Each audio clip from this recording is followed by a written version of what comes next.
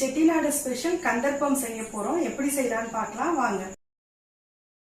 பச்சரிசி, புழுங்கலரிசி, உளுந்து, வெல்லம், வெந்தயம், ஏலக்காய், பொரிக்க தேவையான எண்ணெய். ஒரு பவுலில் பொன்னி பச்சரிசியை 1.5 கப் எடுத்துக்கணும்.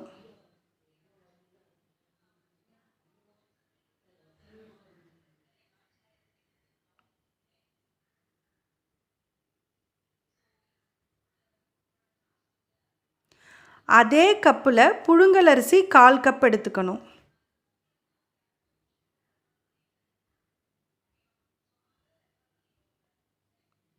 உளுந்து 1/4 கப்பு.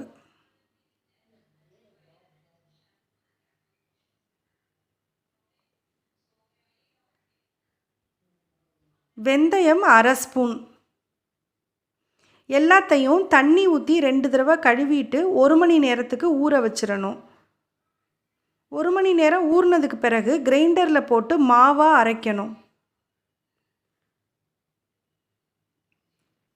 வெல்லம் 1.5 கப் எடுத்துக்கணும்.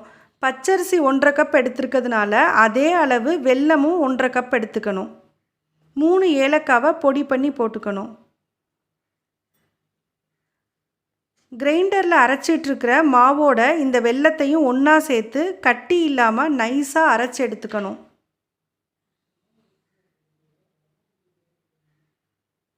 ரொம்ப தண்ணி ஊற்றிடாமல் இந்த மாதிரி அரைச்சி எடுத்துக்கிட்டு தேவைப்பட்டால் கொஞ்சம் கொஞ்சமாக தண்ணி சேர்த்து மாவை இந்த பதத்தில் ரெடி பண்ணிக்கணும். எண்ணெய் சூடானதும் மாவை எடுத்து ஊற்றிக்கணும். இந்த கரண்டி ரொம்ப குழி மாதிரி ஷேப்பில் இல்லாமல் கொஞ்சம் அகலமாக இந்த மாதிரி இருந்துச்சுன்னா பணியாரம் நல்லா வரும். இதை வடை மாதிரி எறம்ப போட்டுறாமல் ஒன்றொன்னா தான் ஊற்றி எடுக்கணும். ஒரு பக்கம் வெந்ததுக்கு பிறகு இப்படி திருப்பி விட்டுருங்க.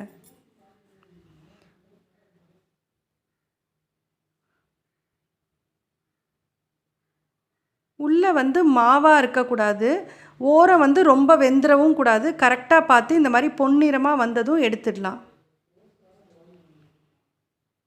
கந்தர்ப்பம் ஸ்வீட் ரெடி ஆயிடுச்சு. இதை நீங்கள் செஞ்சு பார்த்துட்டு மறக்காமல் உங்கள் கமெண்ட்ஸை எழுதுங்க. தேங்க்யூ.